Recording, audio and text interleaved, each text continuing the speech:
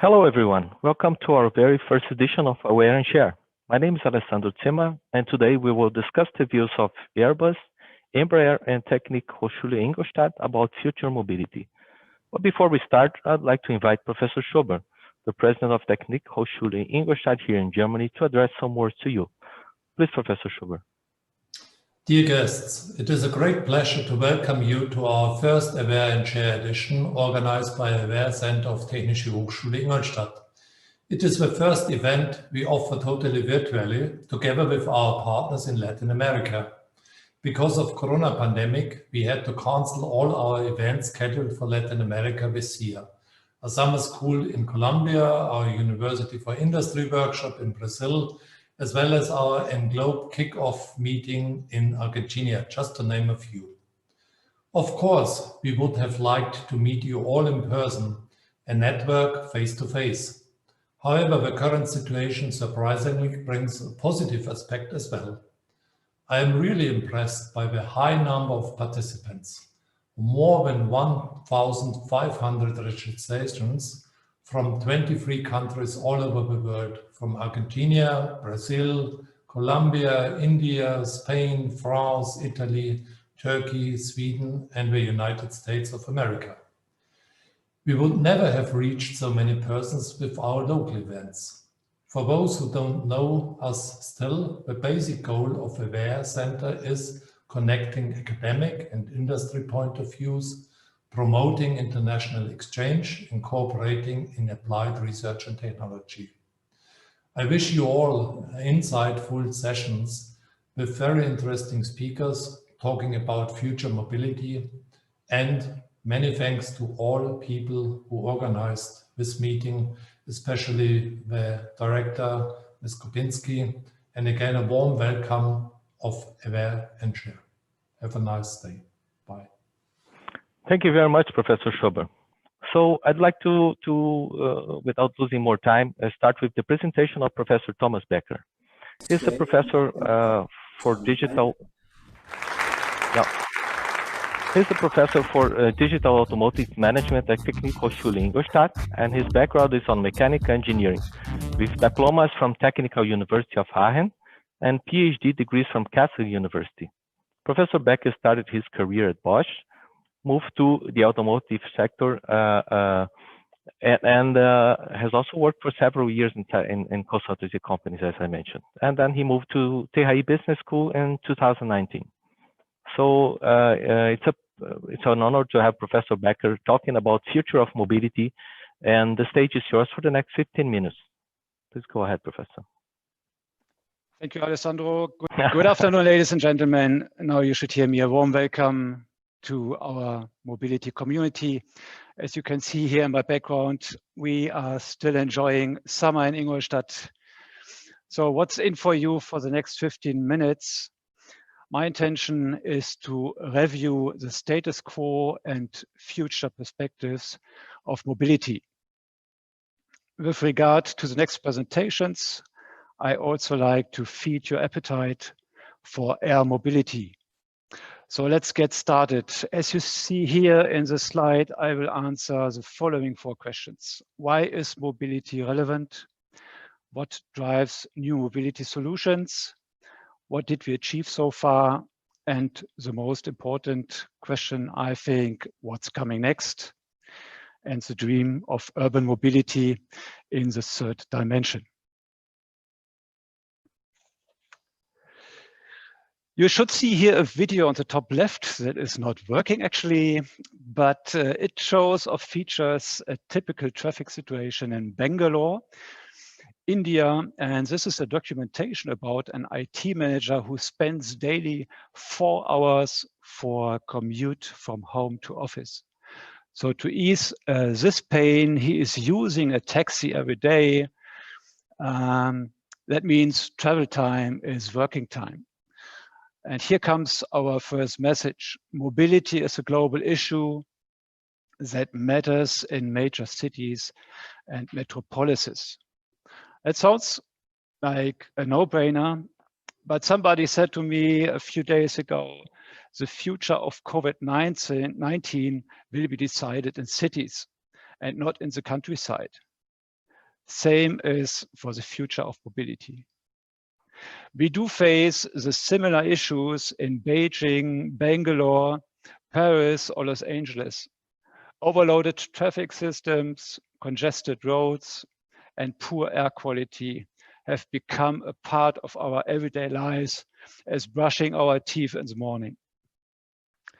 Urbanization, growing population, and greenhouse gas emissions are concerning us seriously.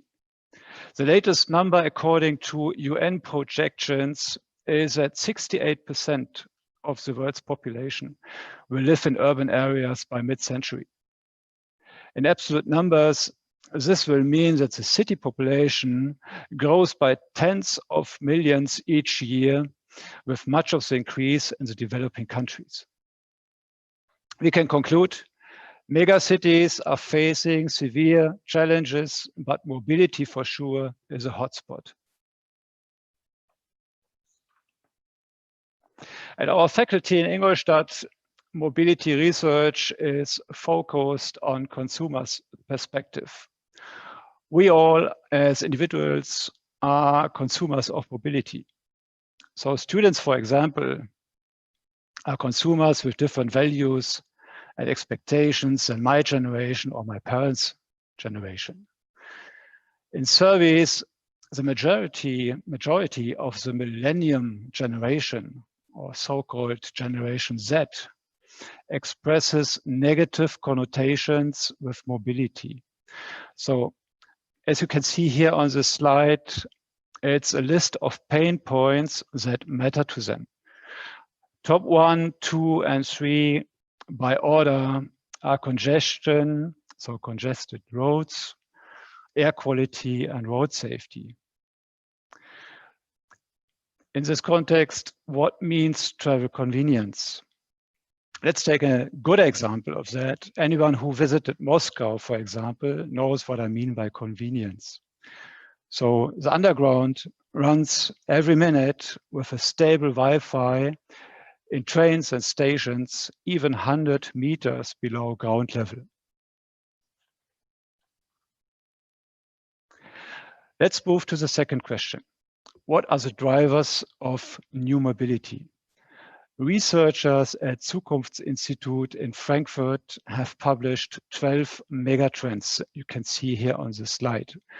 By their definition, a megatrend has a global relevance and a long-term impact on all areas of our daily life. Mobility, as here in blue in the center of this megatrend map, fulfills these two criteria. The main findings of their research is twofold. The 4 megatrends that are circled around mobility here in the middle is individualization, connectivity, urbanization, and neo-ecology. These trends determine future mobility. But the main conclusion is there is an increasing demand for mobility as such, and a demand for diverse forms of mobility.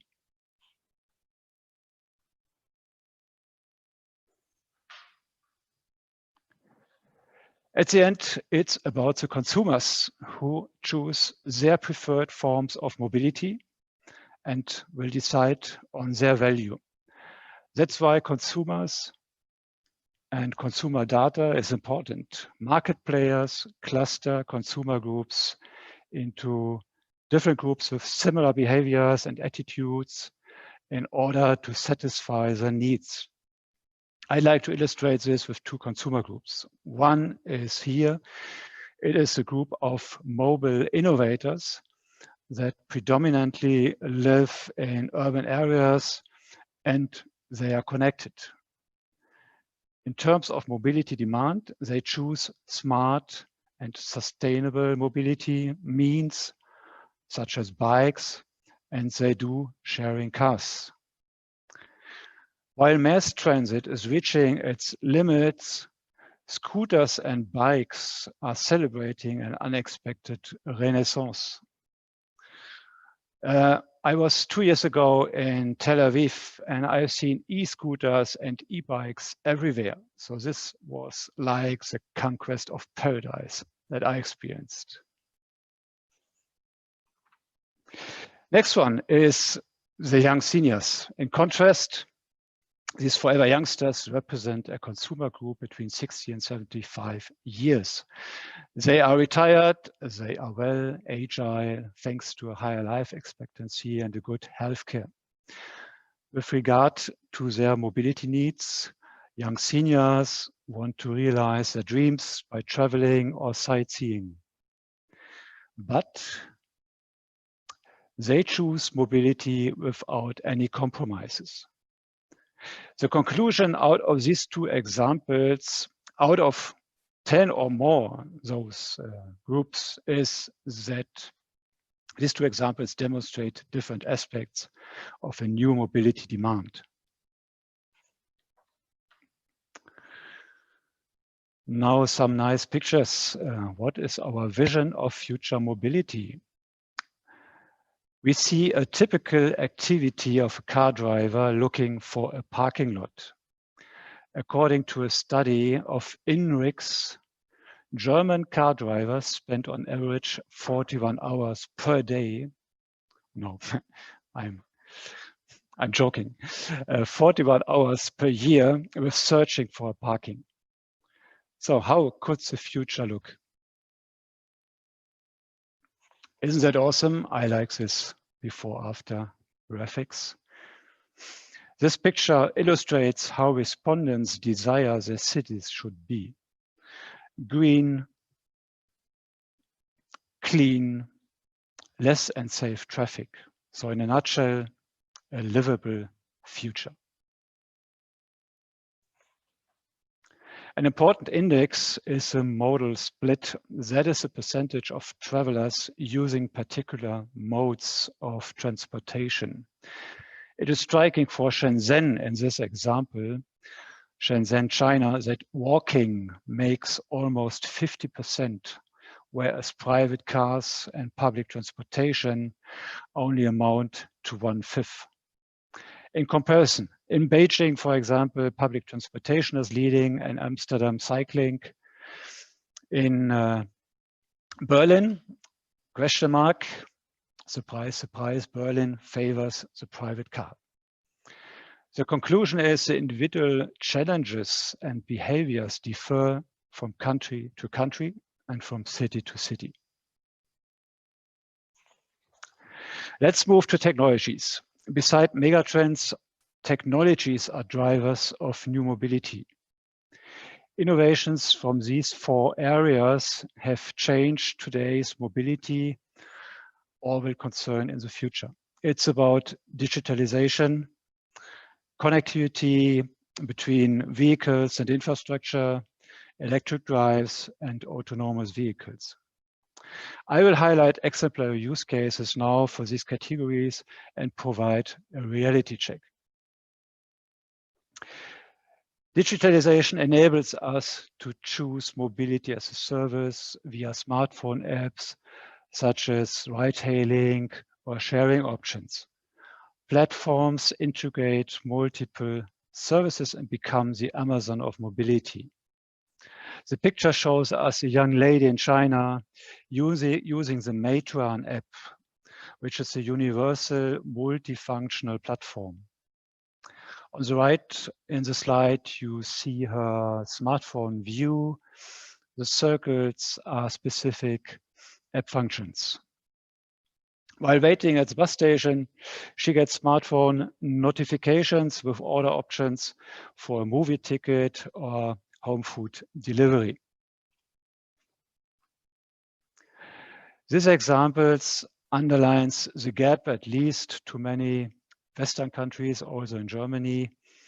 We still see a high potential for digital tools to support a seamless intermodal journey from door to door and from city to city, from Munich to Hamburg, for example. On the right, you see 2 indexes. What do they mean? The realization index, the first one at the top, shows the likelihood of full service exploitation within the next 5 years, from low to high. As a matter of fact, digital tools already exist, but need to be explored further. The EOM index, ease of mobility, indicates the beneficial contribution to solve the mentioned mobility issues. Car2X, that is the connectivity between vehicles and vehicles with infrastructure. It allows us, for instance, a better control of inner city traffic. The idea of such a system, like Audi's traffic light information, is riding on the green wave in order to achieve a continuous flow without stop and go.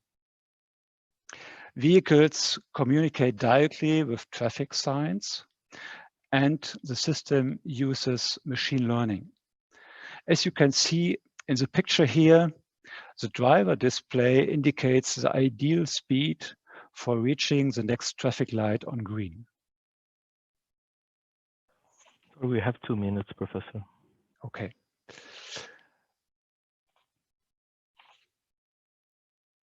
I move to the next one. Doesn't work actually.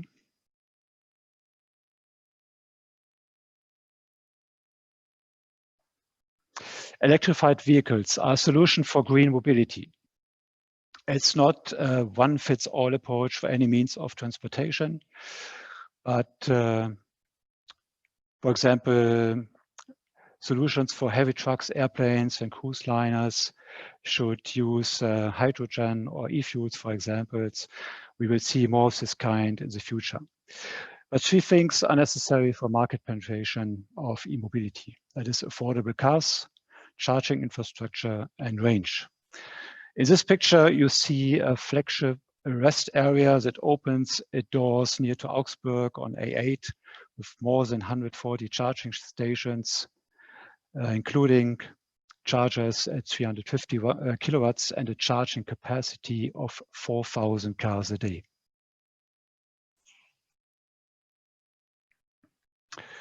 Let's get to the most interesting technology, that is autonomous driving. When thinking of autonomous driving, most people have robotaxis in mind.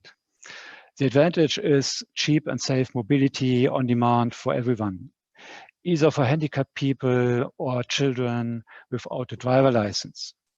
Second, we gain time instead of sitting behind the steering wheel that we can use efficiently for other activities. We see prototypes and shuttle concepts, for instance, that offer sleeping, office, or entertainment facilities. But what is different with this kind of mobility? It is the term joy.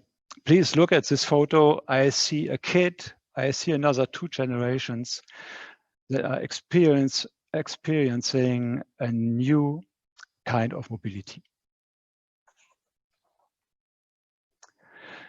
There are many use cases for autonomous technologies, such as airport or bus shuttles, container carriers, or even drones.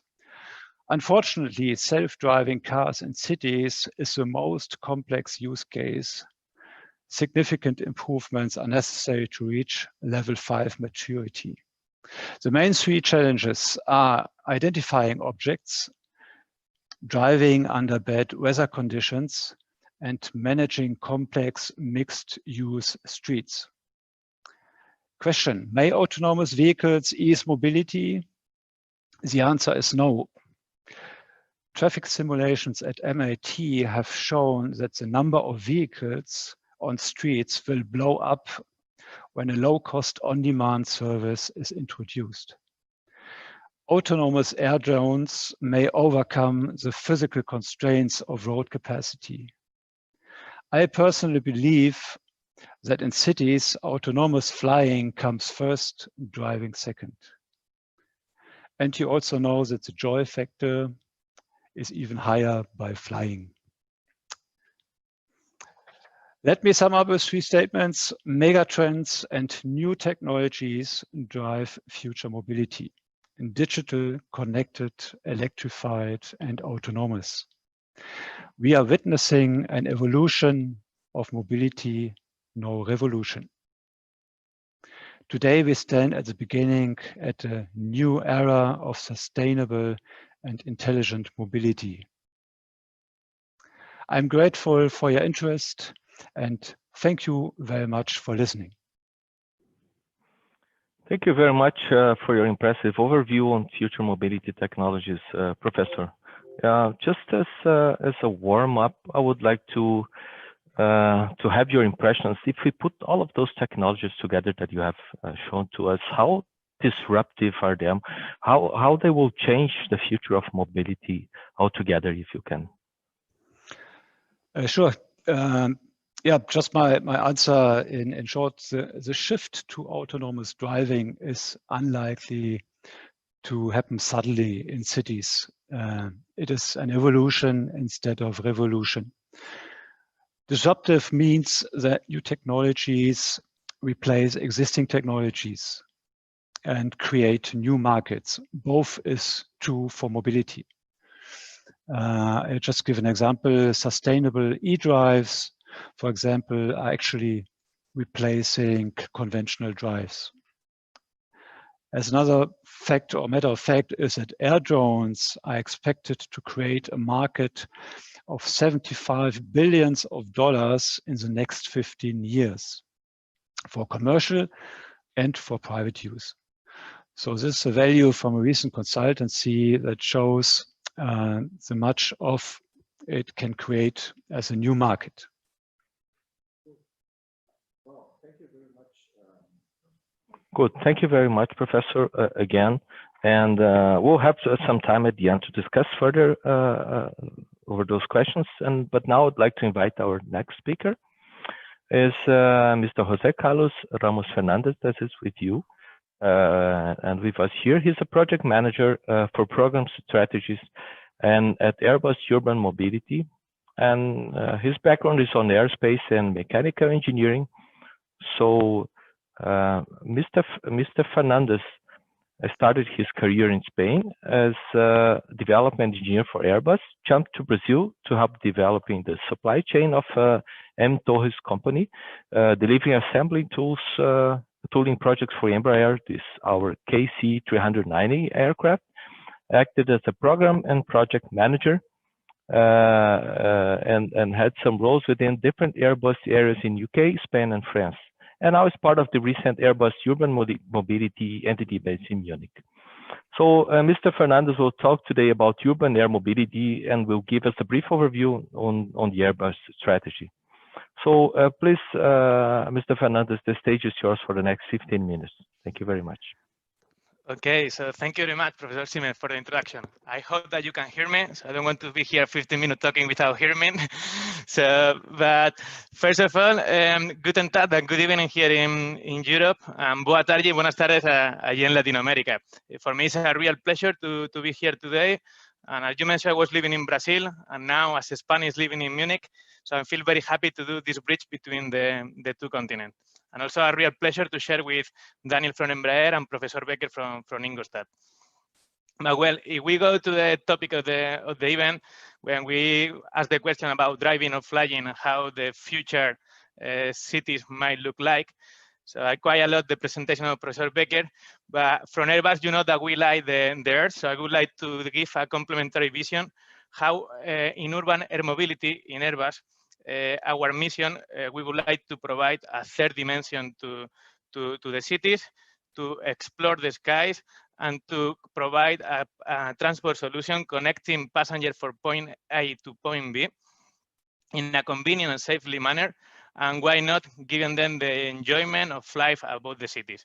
So I'm currently working in the Program and Strategy Department, and our mission is to translate this overall Airbus strategy into a program execution managing a variety of urban air mobility projects. But okay, so before let's jump into the presentation.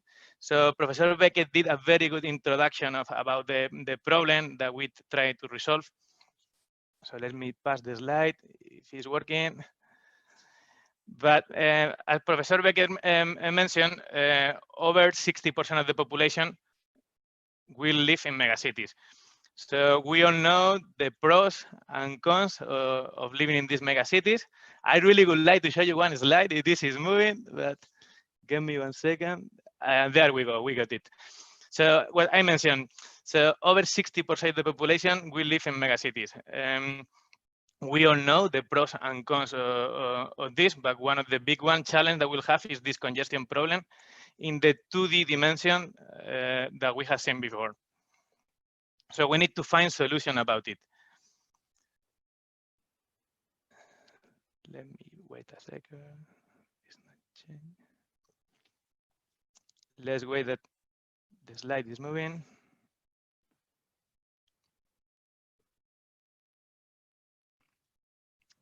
I would like to show a brief example of Sao Paulo, if this is allowed. There we go.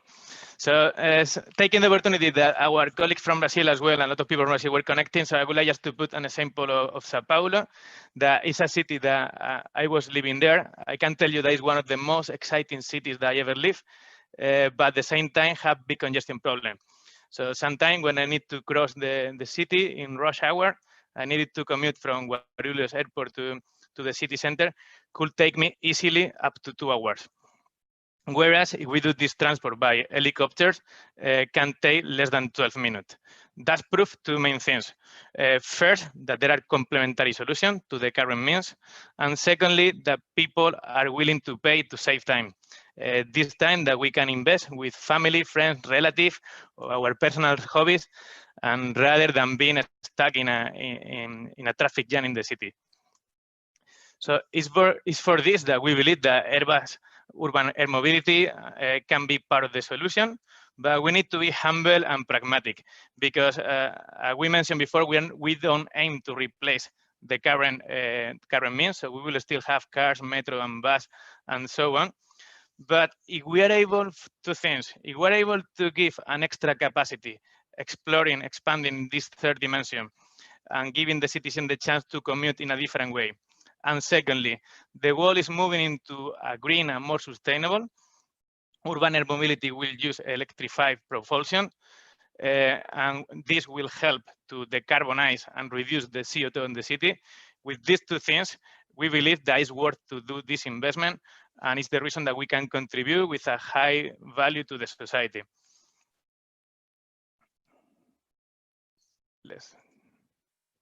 There we go. So now that we analyze the problem and the potential solution, why now? So why not before, why not later? So I would like to explain you briefly a few technologies that have matured during the last years and make us think that we are a bit closer to the reality. So one of them is the distributed electrical propulsion. So the increase of battery capacities and the new electrical propulsion unit, such as the electrical motors, will help us to try different configuration in vehicles that we couldn't before. I will show you later a bit of the configuration, but we can test such as tilt wing configuration, multi-rotor, lift and cruise, and this will help us to develop safer vehicles. As a second point, new structural concept. So we all know that carbon fiber, composite, 3D printing, digital design manufacturing, all these technologies will help us to develop lighter structure and lighter vehicle. And the third point, the advanced avionic and autonomy and flight control system. So just to show you an example, in Airbus, we are proud to be one of the pioneers to develop fly-by-wire and introducing the current aviation. So we also believe that can contribute this with the next system that we need to deploy to these platforms. In the right side, please don't forget the infrastructure. Professor Becker mentioned and lesson learned from the automotive world. You can have the technology, you can have the electrical vehicle, but if then the cities are not ready, will be one of the main barriers that we might face. So we need to prepare the cities to provide this. And finally, connected passenger and advanced business model. So the world more and more is getting digital. This anthropological change that we are seeing between generation and generation. And we will need to find a digital platform to connect this new mindset of people, this new passenger, with this new future transport. How we will see that urban air mobility will evolve? Well, we have done some techno-economics analysis, techno in the left side and economics in the right side. And this is what we call it the crystal ball. The crystal ball because we don't know exactly which year will happen, but we foresee that will happen this different iteration of this different way. If we analyze today, so we are currently using the legacy platform called helicopters, and we have also tested new business model to increase the utilization of this vehicle and these services. The next wave will come, we estimate that mid-20s, and will be with the arrival of the new eVTOLs. For those who are not familiar, eVTOL stands for electrical vertical takeoff and landing. So we will aim the first certified vehicle by mid-20s, mid-30s. Initially, we foresee that will be piloted, but then will come the next wave. The next wave will be at the end of the beginning 2030s, where autonomy will come into the game. Autonomy will help us in two things.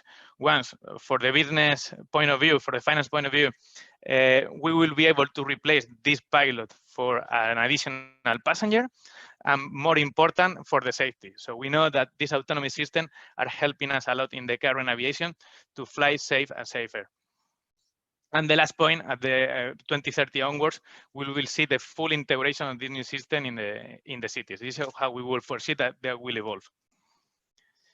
So, but if we pay more attention about the solution, and so we all know that urban air mobility is not just develop a vehicle; it's what we call a whole end-to-end value chain. What we will call to develop an ecosystem or system approach. We have different concepts in here. But the classical OEM, such as Airbus, have been always focused on the development of the vehicle and the support and services. But we will need to look across the whole value chain if we want to this make happen. We need to look at flight operation, we need to look at air traffic management, ground infrastructure, and passenger solution.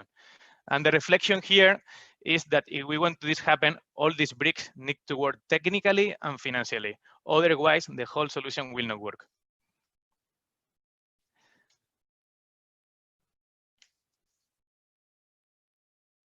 Okay, so now that we frame the problem, the potential solution, how we'll evolve, this is how we foresee in Airbus that the future city, the future smart green cities might look like, with a variety of Airbus project flying. But before this is a reality, I would like to share with you a couple of reflections. I think it's important to share those messages. But one of them, what is the main difference between the left side with the Wright brothers and the right side with the current aviation? It's only one number. Okay, so this number is 10 minus 9. That is the aviation safety factor. And this is the number that makes us feel safe and secure when we currently take the current commercial flight. So this is the number that we should aim if we want to deploy urban air mobility in the future of the cities. And this is a number that I believe that we should not negotiate. It's an important message because if one of the current players in UAM have an accident, we not damage only their company, but because we'll damage the whole industry. So we need to highlight the importance of this. The second message that I would like to share. There we go. So the second message I would like to share is about the scalability. So if we see the left side of this picture, so is the San Francisco Bay Area, at a given time last year. So we can count easily around 17 flights. But if we do a projection up to 2035, the statistics say that probably we'll be flying around 5,000 vehicles above the city, between vehicle, passenger drones, or drones delivery.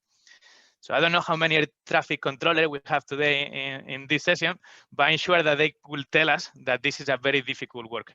So we need to define how this new airspace management and this new system we will need to deploy. Otherwise, we will find, again, a blocker in the scalability. We can also talk about noise, about the regulation framework a bit later if you want. But just to continue and move forward, and supporting the airspace management, one of the initiatives that we have launched in Airbus, there we go. One of the initiatives that we have launched is in Singapore. So it's a project called Skywise, and we try to simulate in a system approach a drone delivery, a parcel drone delivery. So this is in the city of Singapore, here in the left side, that we connected different points, the university campus, the port, and defining air corridors in the city. We have demonstrated that this can be feasible working in a system approach. After this demonstration project, we have created a ATN UTM lab in order to keep testing project to define this future airspace management. So now that we look at the airspace management, so I would like to talk one of my favorite topics, that is the vehicle side. So just to summarize briefly the strategy that we launched in Airbus. So we tried to test between two demonstrator projects, two different configurations. So two opposite configurations. On the one side, we have here Vahana. I don't know if you know the origin of Vahana, but I like a lot because they were the animals that flew God in India. So this is a vehicle that is developed in Silicon Valley, in the AQ Innovation Center that we have in Airbus. And it's a tilt wing configuration. As you can see the wings, this wing can tilt along the different phase of the flight. It's a single pilot and fully autonomous. So it's something that we have already tested, and we finished the test program last year, and we did more than 140 test flights. Also, to give you an estimate of the range of the mission, we achieved up to 50 kilometers. It's a very interesting number because already give you a sign what kind of application we can use this vehicle. But just to test and keep learning, we launched a second demonstrator that is called City Airbus Alpha. This is here in Donauwörth. And it's developed in a very different way because we don't have wings. We have multi-rotors that is efficiency in the vertical flight, in hover. And this is a bigger machine. So it's a 2.2 machines, can carry up to 4 passengers, but it's helping us a lot to understand the different ground effects of this vehicle in the future cities. And it's optimized for other kind of mission with more passenger and short range in the cities. So now that we will finalizing this two test demonstrators, so we're currently testing in Donauwörth, and we move it to Moczydlower near Ingolstadt to extend the flight envelope of this flight test.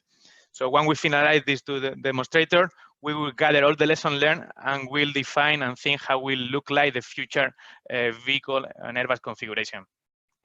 That we have 2 minutes.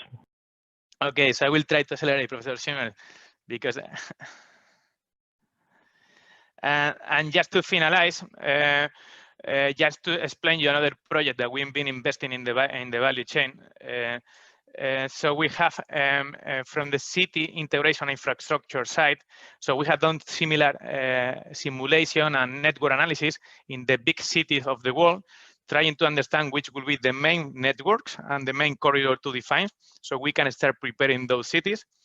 And on the other side, we have also launched catalogs to define how the infrastructure, vertiport, heliport, and the certification process.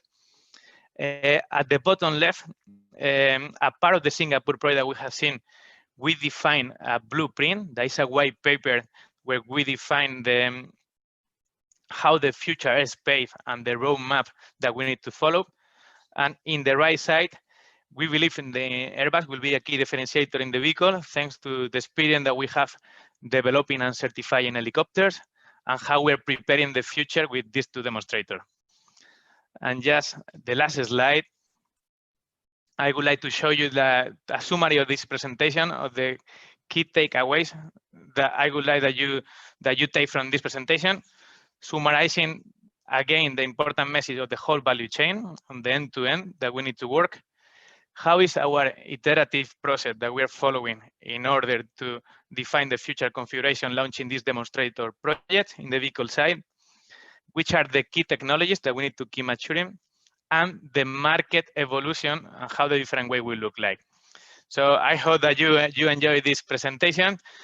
Just I would like to highlight that in Airbus, despite this COVID situation, we keep committed to UIN, we keep investing, and we need to focus now in this new situation that we need time that we are living on. And just my last message, I think all we have dreamed about how the future look like, thinking, talking, but now my message will be, why not, let's stop dreaming and let's start making all together. So I'm looking forward to work with all the partners working in this area, and hopefully we can bring this reality soon to all of you. Thank you very much. Well, thank you very much, Mr. Fernandez. I have a close connection to this air mobility field because I'm a private pilot myself, so I just love to talk about subjects like those. But I am really afraid about how do you see the process of integrating those disruptive airborne technologies into the existing air mobility ecosystem, because even the air traffic control, when you talk to the controllers and so on and so forth, this is so hard to. When you have everything autonomously, then it's easier. When this transition is the same for our cars, but then if you could comment on that. Yes, and this is a big question that I don't know if someone has the right formula, but because it's difficult to define and plan all the right steps, the breakdown that we need to follow in the right order. So it's the reason that in Airbus, what we're launching is different test demonstrator program. For example, in the vehicle side, we try to mature this system first, doing different demonstrator until we'll understand better how the future configuration look like. In the airspace management, the same. So we try to launch demonstrator programs, such as in Singapore or any other that we're doing, in order to understand better. So when we have this system mature, we need to thinking how to integrate all this together. That will be the next steps. For this, we will need to also be working closely with the cities, because at the end, it's not only a push of the technology, also the cities need to think how they will benefit of this technology, and they need to pull it. So we will need to do also different tests in the city to simulate all this transport. So, and at the end of the day, I think it's aviation happened in the past. I think we're repeating the same process. At the beginning, started a lot of configuration, how the airplanes with the airport and the air traffic management work. And step by step, we will go consolidating how all this system will work together.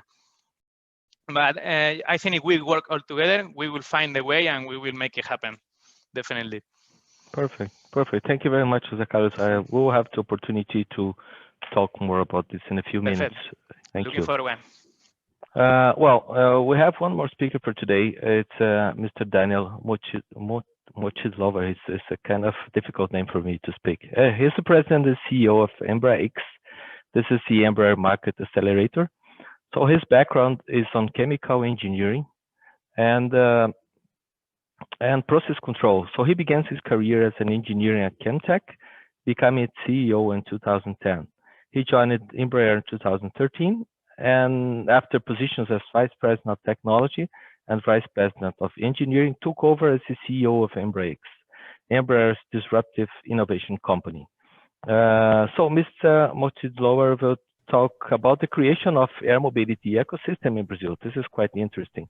So thank you very much for joining us, and the stage is yours for the next 15 minutes, Daniel. Thank you, Professor Zimmer. Thank you so much.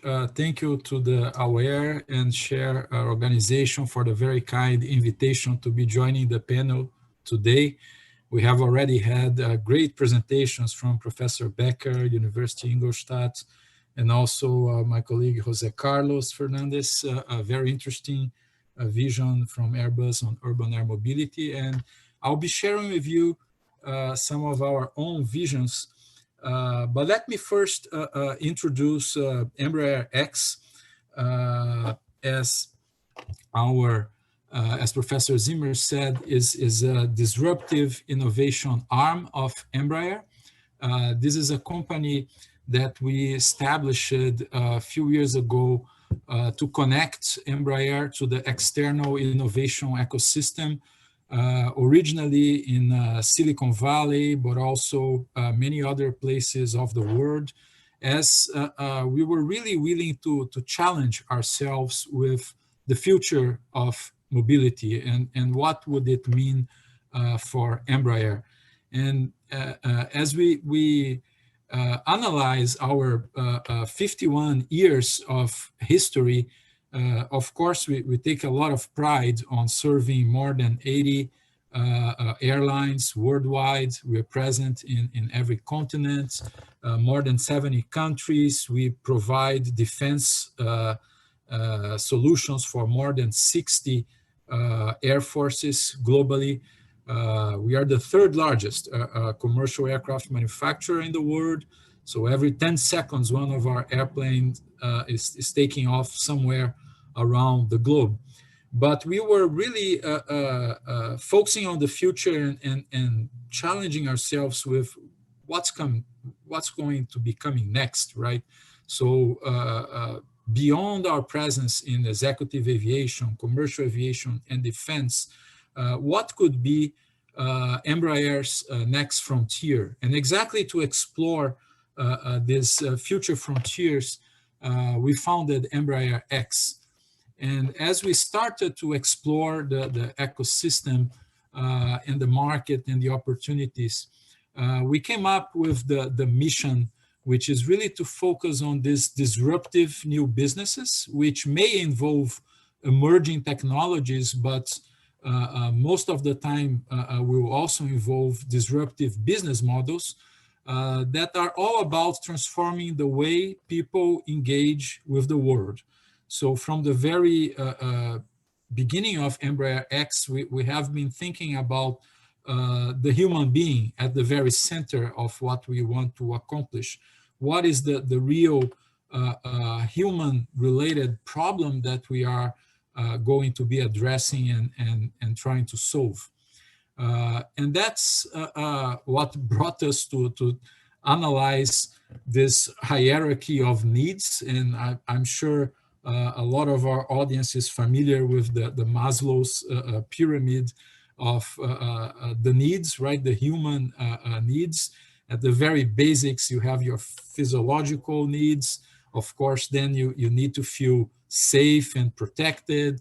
You need to have a sense of belonging. And as you go up the pyramid, of course, as the previous needs are well addressed and taken care of, then you can focus on self-esteem, self-actualization. But we are living in a world where there seems to be new human needs that have emerged and apparently became even more critical to the survival of people. So to be connected, right, to have a Wi-Fi available is now something that people will take for granted, or on the other hand, will really feel very dissatisfied if it's not available.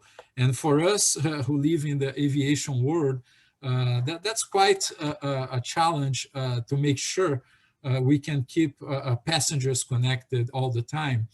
And if you take that concept even one step further, we start to dream about this internet of mobility, or mobility as a service, where people really expect to have their mobility needs addressed in a very simple, intuitive way, frictionless, and because that's how they are learning to interact with the world.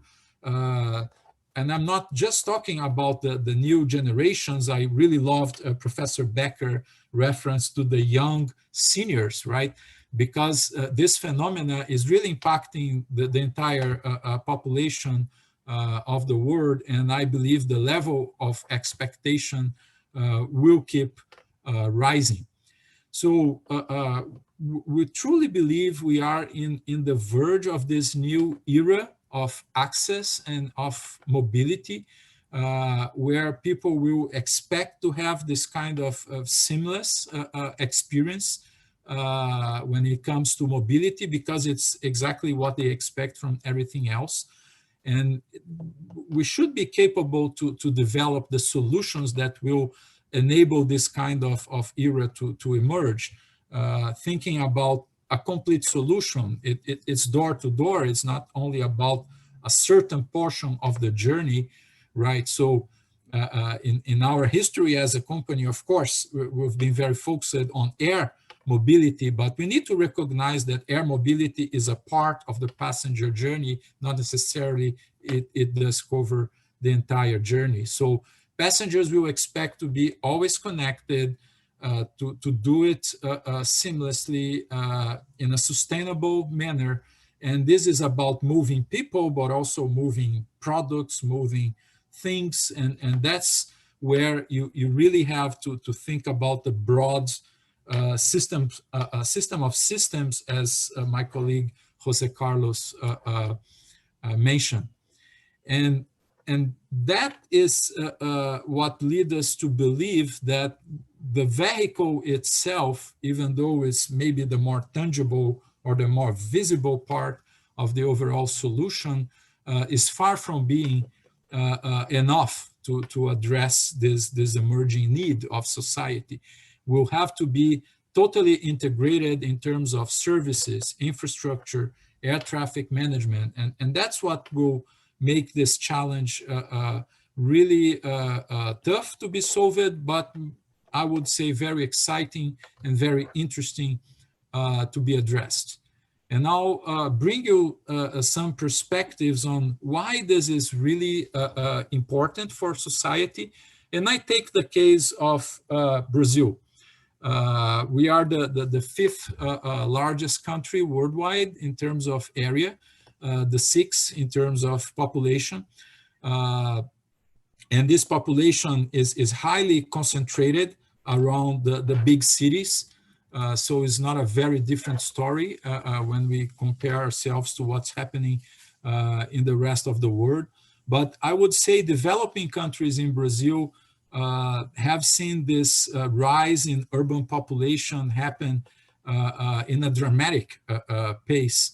As you can see, in 60 years, almost multiplied by 10, from 13 million to 138 million in the urban areas, which today represent more than 80% of our population.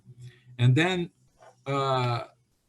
you see the results. I mean, the rising costs of missed opportunities or impact of the time we lose in big traffic jams and congestions, rising to unbelievable numbers, higher than 250 billion reais, our currency. So these are very, very, I would say, impressive figures, which do represent a big impact to our income and our capacity to generate wealth. When we think about the well-being of our population, I mean, that's too many hours spent in congestions, right, per year, about 32 days per year lost in traffic jams. So it's a big impact to quality of life. We take a city like São Paulo, our largest city and one of the largest worldwide, with more than 12 million inhabitants in the big metropolis. You add the number of visitors we receive every year. So it really becomes a huge problem. Number of vehicles around the city and the rate of urbanization in the southeast region of Brazil, where São Paulo and Rio are located, they all add to this mega city critical problems that we need to address. So this is, I would say, the big motivation behind what EmbraerX has been studying and analyzing.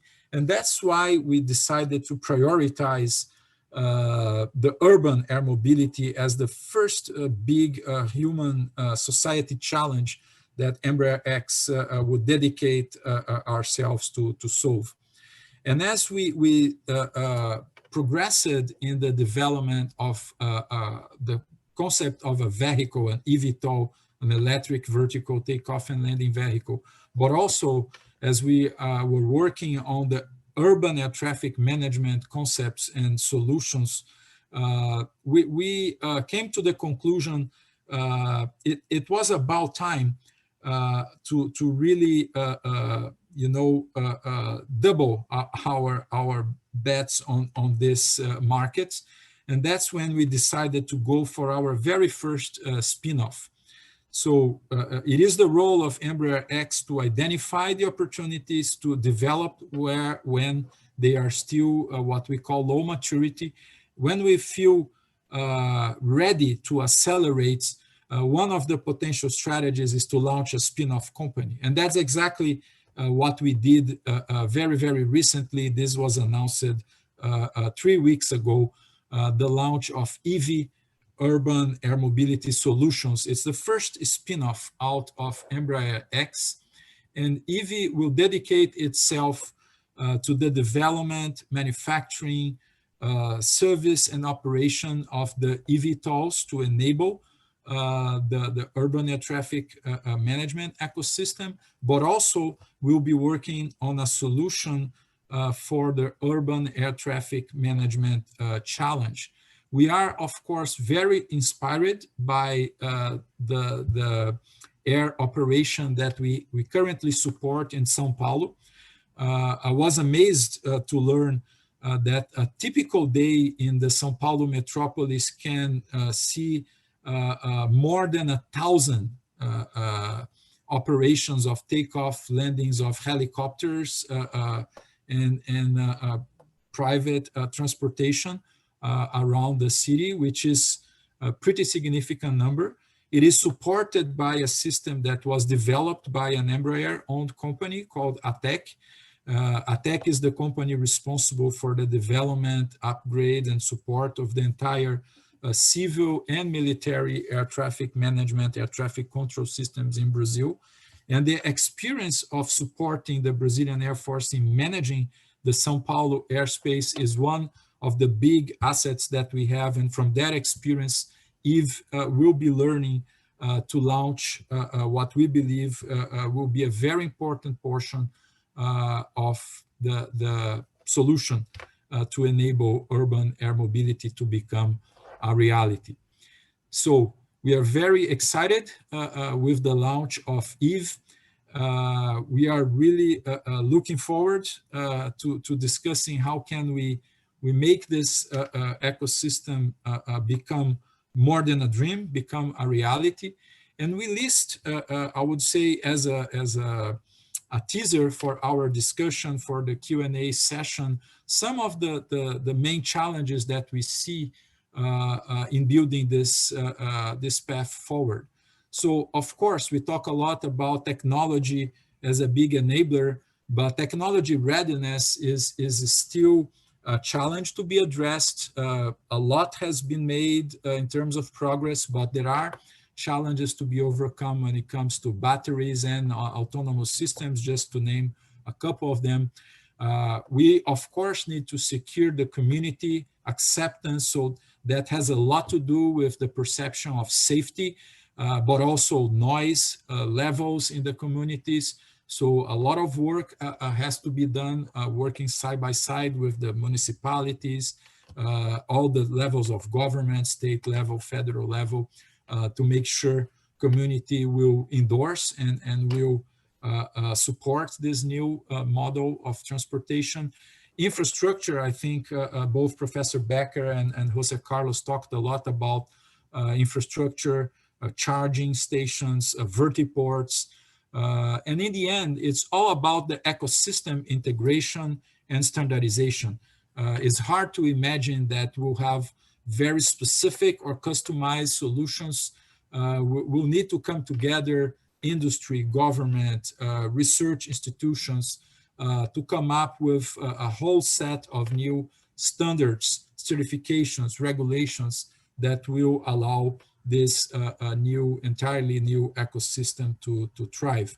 But again, we are very excited about this challenge. We are sure this will play a very important role in giving time back to people to use the third dimension in optimizing the way we move around the big cities. And I'll just come to a close with a very short joke with my colleague José Carlos. Since he lived in Brazil, when he talked about safety and the history of aviation, he showed a picture of the Wright brothers. But anybody who has lived and worked in Brazil must remember a very important role of a pioneer called Alberto Santos Dumont, a Brazilian who was the first one to fly an aircraft that could take off with its own means, and he did it in Paris in the beginning of the 20th century. So we are very inspired by the pioneering example of Santos Dumont here at Embraer, and we are inspired by his example also when we set our eyes into the future and we challenge ourselves to contribute to building the future of urban air mobility. Thank you so much. Well, thank you so much, Daniel, about this exciting presentations that you're building this very new and nice company. And talking about that, I do have one curiosity.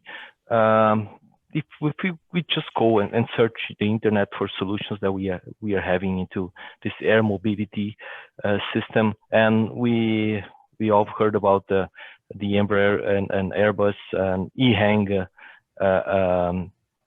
proposals, and also Volocopter and so on and so forth. So several small and big companies are joining right now.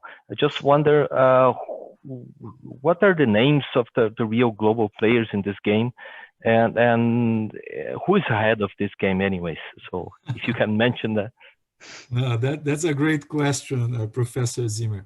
I must say it is a very exciting time to be in aviation. It's a very exciting time, and I hope the students who are connected will believe me, because aviation, even though it's a very high-end technology embedded industry, at the same time, because of safety concerns, we are kind of conservative, right? When it's about ensuring technology readiness and certification of technology that can be brought to the market. So I would say in the past, or until fairly recently, if you asked me the question, the answer would be the usual suspects, right? There are only the big players that dominate this market. You can name them 2, 3 very big companies, global companies. But what's really exciting about this new ecosystem is exactly as you made reference to, the number of startup companies, of new ventures backed by risk capital that are coming to the market. It's a complete reshape or redefinition of the aviation world which is taking place, right? So it's certainly too soon to call who's going to be the winner of the race, but we welcome the fact that there are many new players coming. That, of course, the big industry incumbents are also present there, like Airbus and Embraer represented here today. But the fact that we have new companies coming, Europe, US, China, you name it, they're challenging the status quo of the industry. They are provoking new ideas, new configurations, new concepts, which I believe is very healthy. In the end, if I were to take a guess, I would say because safety will remain to be a very key concern, and because flying a passenger, it's something that no matter what is the technology involved, this will always require a very, very detailed and robust certification process before a product can be allowed to fly, selling tickets, you know. I believe the current players will have an important role because of the know-how of many years, many decades in supporting the progress and the good regulations that ensure the level of safety we have today. I would mention EmbraerX was founded to be kind of in between these two worlds, to take advantage of the 50-year plus experience of Embraer, know how to certify, know how to comply with safety standards in a very robust manner. But on the other hand, we're trying to cultivate this startup mindset and being nimble and agile, and hopefully finding a way to bring all of these new technologies to the market at an earlier date. But I mean, the race is on, and I'm sure that there's going to be great contributions coming from many different players to make this urban air mobility ecosystem become a reality. Thank you very much for your observations. Now we have a session of 15 minutes of the discussions among the presenters here, and I was making some notes and I was considering what was said here, and I would like to start with maybe with Professor Becker. I know a colleague here in Technik Hochschule Ingolstadt that is working with the perception of people about the drones.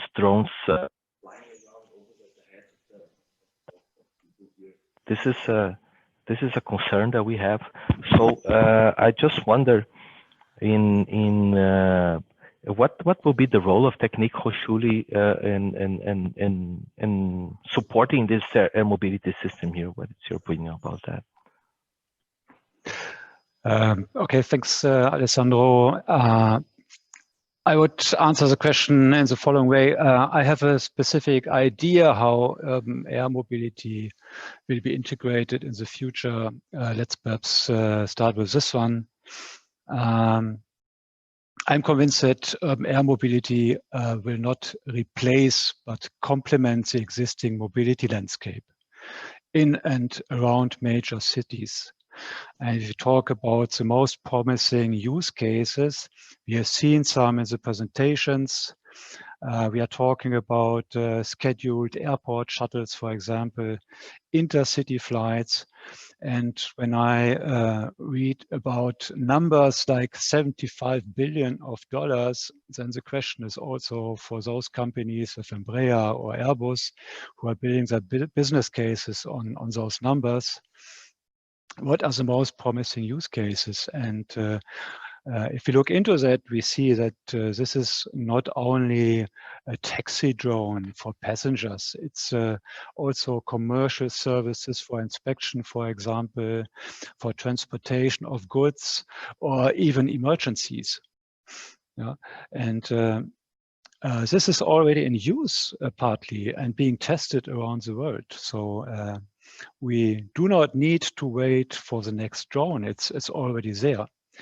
So my idea is that urban air mobility will be a hub-to-hub travel option that depends also on other modes of transportation. So this will be something integrated, and this is then probably also the main question, or the answer to your question, how the acceptance would be. I think if this is an integrated thing that improves mobility as such, then also the acceptance is there in the public. Oh, thank you very much. And well, I do have an open question here. Maybe I will leave open to anybody to answer. I would say, what can be the business models that we have in this new air mobility ecosystems? It's not only one thing, but I will leave this question open to you. So maybe José Carlos, you want to comment? Yes, I can take it and happy to comment. So yes, we are currently analyzing all these different business model, because at the end of the day, apart to give this benefit to society, we also need to think from the business point of view, how this also generate value. And first of all, we need to think in the technology. So when we have the mature technology, we'll understand better what kind of mission we can do. And also when we have this technology, we need to, as Daniel said, I totally supported this, the certification process will be key. So when we understand that this technology is mature, then we understand the certification process. So then we will be ready what we can do with this technology. So which will be the main application that we can provide to the cities and to society and give this value to the city. Because at the end of the day, this is to give this value to the cities. So we are studying different applications and different missions. So of course, we started with urban because we think that with the current technology will allow us this shortest range. So it will be an easy way to start. But then we will see what the city will add. I'm sure that will medical application will be key. All the emergencies service will be key, not only the passenger solution. So this will be a first step the how we can think, and depends on this different application and the value that we give to society. We will need to pivot in which other mission we can do. José Carlos, do you have any kind of application for packaging, delivering or goods delivering systems as well, or you're only focusing on passengers? Yes. So our core business, because at the end, as you mentioned, there are a lot of applications. So we can invest a lot of time and money in understand and invest in application, but also we need to be pragmatic. So we need to focus. So we cannot go for all of them.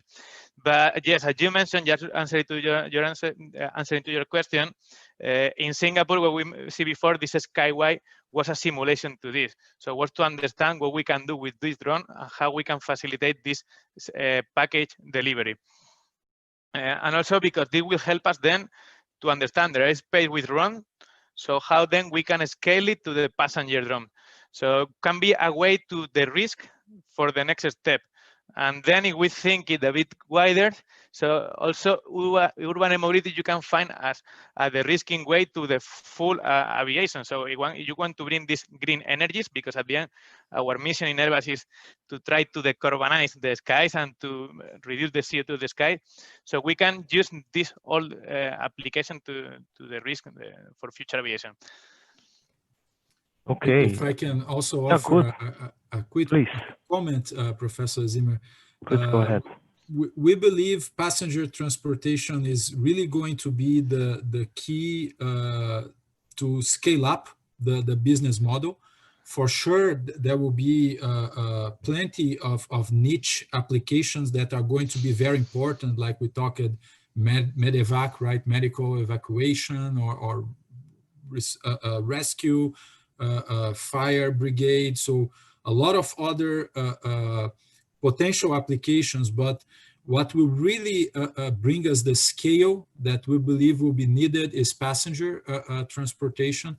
And I agree with José Carlos, if we follow the pace that technology is maturing, the shorter routes are going to be the ones really well positioned to launch the scaling up, which is really the transportation either inside or around close to the big urban areas where the need is really already there, right? People would really be willing, we believe, to pay, I would say, a small premium to save sometimes a 2-hour time wasted in a traffic jam in exchange for a 10-15-minute eVTOL, much more pleasant ride. We also believe in the value proposition for the cities themselves. This new way of transportation will be a very important factor. If we consider how cities will be competing against each other to attract more economical activity, more brain power, talented people, a city that is also seamless to be used, right? If the citizen is seen as the end user of the city, if you have a way to move around that is pleasant, that is sustainable, silent, safe, this will for sure improve the way quality of life is perceived around that particular urban area. And that's why we believe there's going to be also a push coming from municipalities to work together with us and with the regulators, the infrastructure providers to make it a reality. That there will be, I would say, a healthy competition among cities as well, to see who's going to be enabling this ecosystem earlier. Yeah.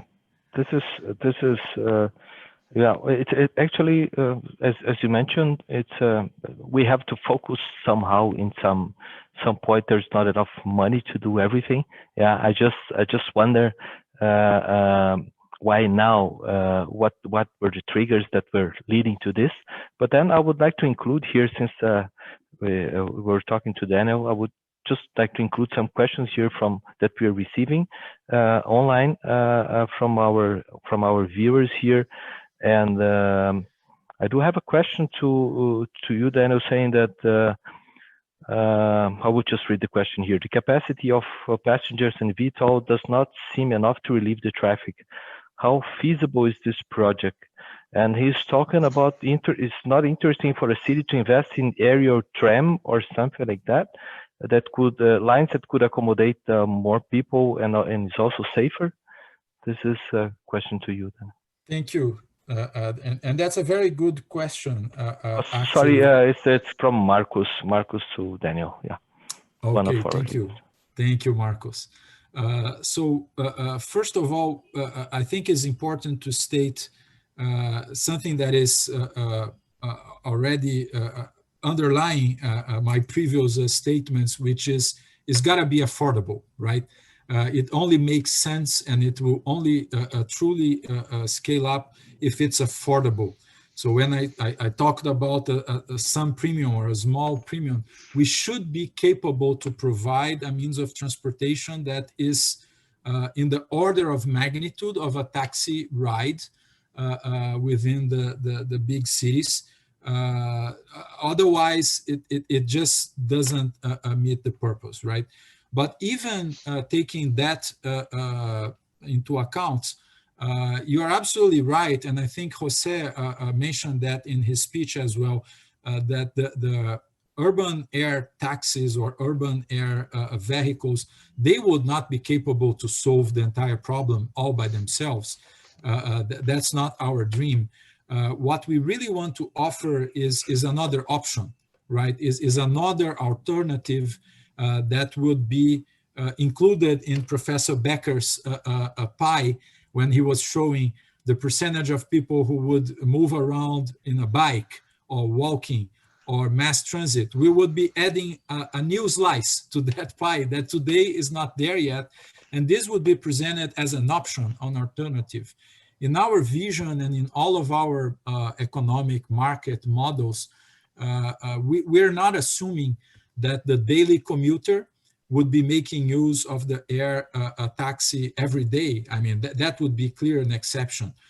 People would make use of that means of transportation from time to time, maybe once, twice a week, because they have different appointments at opposite sides of the city, or because they want to be home earlier that day because it's the daughter's birthday, or because they need to catch a flight in the international airport, which is far away, and they don't want to leave like 3 hours in advance because they have a busy day in the agenda that day. So these are, specific situations that all of us, they live this type of situations, not necessarily daily, but when you add the population of a big mega city like São Paulo, 12 million people, this would already give us many thousands of flights per day. We're not talking about replacing millions of vehicles, but again, it's about creating a new alternative that would be serving the residents of that particular city. Yes. If I can complement. Of course. Because I totally agree. As an example, Sao Paulo, I remember that you have a number of 600 flights per day. So it's a city that is quite used already to this means of transport. So when we look about the region, so we will see which cities are more open to this new way of transport, or which one maybe in Europe we will be a bit more reluctant at the beginning. So we will need to analyze all this region area. But just coming to the point that you mentioned that I like about the affordability, we already put an example about the democratization of these new technologies. So if we look in the past, when we launched the first bicycle or the first car, normally it was accessible for only a small amount of people. It was kind of premium market. But with time, when we mastered the technology, when we're able to reduce the cost of the operation, is a way that we can already expand and provide to the rest of the people. So we can scale and democratize, so make it this affordable. So today with the smartphone the same.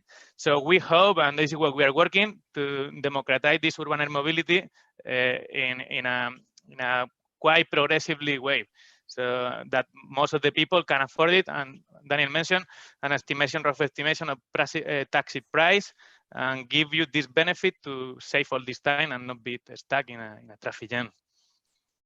Yeah, this is quite interesting, but yeah, maybe Professor Becker, I do have a question that maybe fits into the situation here in Europe.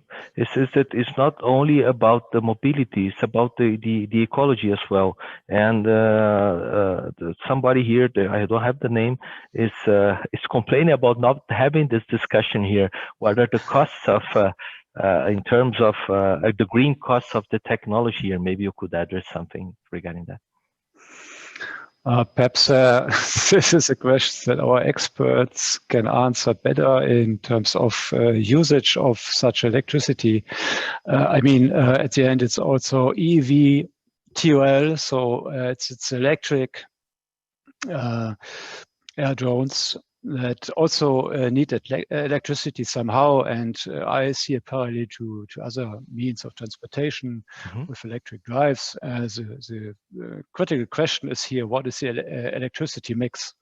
So the greener the electricity mix, the more the substantial impact is on the greenhouse emissions during the whole life cycle of each vehicle. And this is also true for air drones, for example. And going into this way, another question to you is, how long do you think that we will have this ecosystem working, and we will have the whole system integrated? So, in your opinion, your analysis. We have heard here about 2030 from José Carlos or something like that, but yeah. You mean this ecosystem with air drones? So when this is implemented? Yeah, also here we heard about these technical challenges or main challenges. Technical is one, acceptance, infrastructure, etc. I see also another issue that is about the aviators. So if these numbers come or will come with 100,000 of drones, just passenger drones in 2050, that is about 1,000 drones per city of 5 to 10 million inhabitants. These are great numbers. So if we put these drones into the air, we need aviators that need to be trained, and this takes the time. So I think this is from a usage point of view something interesting. So interesting that we can see first application use cases in commercial use, I think, from the year of 2025. So these are numbers that are often communicated. The most interesting question is, I think, when do we start with unmanned drones in the future? Perhaps this question can answer my colleagues. Yeah, this is quite interesting. I will just jump, and thank you very much, because I do have this with everybody just dreams about the Jetsons area where we just jump into some kind of vehicle and fly around. And the question that I wanted to ask before is just right now, what are the triggers that we have that will allow us to have this technology? And is this only, or is this only, this is a bit of provocative question, or is this only a marketing issue from the company saying, yeah, we are going for this because everybody is doing this? So your opinions from maybe Daniel can start with that. Yeah, sure. And but before I go into autonomy, let me just reinforce Professor Becker's words on sustainability, because aviation industry, through our ICAO commitments, we have already pledged to decrease the level of carbon emissions. And actually, this creates a situation where any new means of aerial transportation, when it comes to companies that are already in the market, that have already signed the commitment, we need to make sure that any new thing we present to the market is carbon neutral.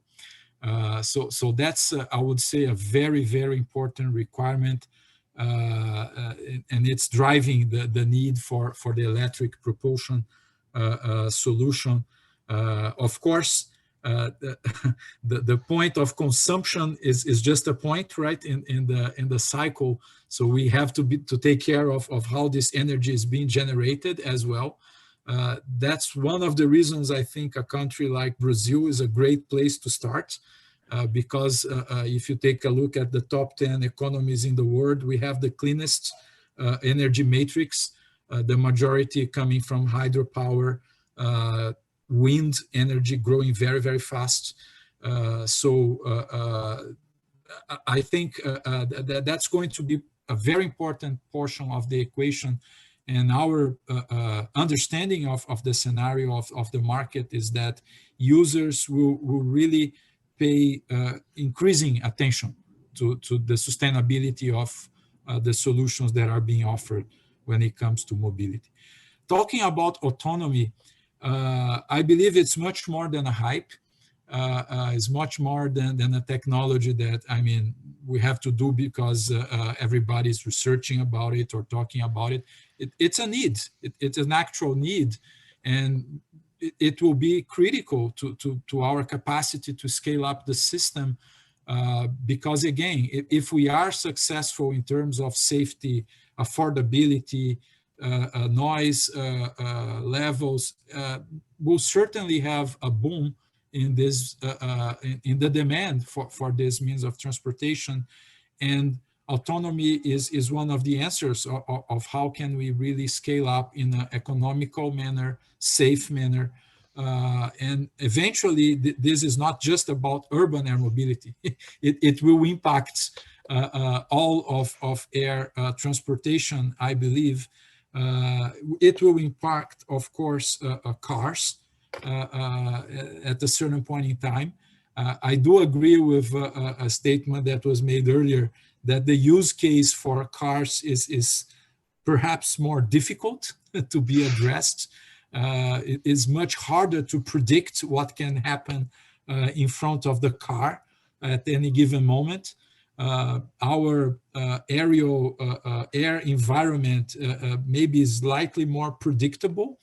And that's why I'll finish my answer making reference to a document that you can find in the EmbraerX website. It's called Flight Plan 2030. That's a document we prepared in partnership with Harris and ATEC. It's an excellent white paper, by the way. It's just, I've read through it. It's a really good document. Very complete. Thank you, Professor Zimmer. It is, I would say, a kickoff, right, for the discussion on how we see the system can evolve, starting with simple operations, very controlled environment, and as the algorithms and the machine learning and autonomy systems become more mature and reliable, then we can expand and we can evolve to a less structured type of environment. But we clearly see it will be the natural way to progress, and it will be, in our vision, a requirement for scaling up the entire industry. Good, thank you. We are getting to the end of this session, and just to sum up here, thank you very much for your participation. And one really interesting comment that I got from here was the safety issue. Really, if one small company makes a mistake, then the market is over. Everybody will lose the trust on that, and there is no market anymore. And this is quite critical. And then, of course, comes the legislation. Every country has its own, and it's quite difficult to bypass this. And not talking about the the technology barriers in terms of electrical engines and battery systems that are too heavy today, and communication systems, so on and so forth. But I'm quite happy that we have such big players into this game, and then I hope that in the future we'll be like the Jetsons, just flying around here, and this will be good for everybody. Well, thank you again for all of the speakers. So it was really a pleasure to guide you through this session. We do have other sessions. This is just the first day of Aware and Share. We have electric mobility, automated driving, and IoT will be discussed as well, as you can see on the screen.